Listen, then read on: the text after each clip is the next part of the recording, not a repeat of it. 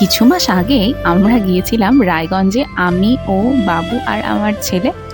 আমরা যেহেতু প্রথম বাসে এরকম লং জার্নি করছি বেটুকে নিয়ে, 3 থেকে 3.5 ঘন্টা প্রায়। প্রথমে তো আমরা টেনশনে ছিলাম যে বেটু যেতে পারবে কি পারবে না, কিন্তু ও বাসে ওঠার পর একটু ডিস্টার্ব করেনি।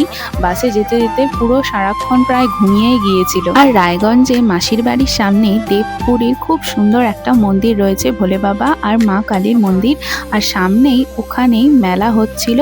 তো বিকেলবেলা আমরা গিয়েই টায়ার্ড থাকা সত্ত্বেও মেলাতে বেরিয়ে পড়েছিলাম বেটুকে ঘুরতে নিয়ে যাওয়ার জন্য। এই যে দেখতেই পাচ্ছ কত সুন্দর সাজানো হয়েছে মন্দিরটা। আর মন্দিরের সিঁড়িতে ওঠার সময় পা ধোয়ার এই সুন্দর ব্যবস্থাটা করা হয়েছে, খুব ভালো লাগলো আমার এটা। বেটু তো জল ঘাটতে পারলে খুব খুশি, ওকেও পা ধুইয়ে দেওয়া হলো।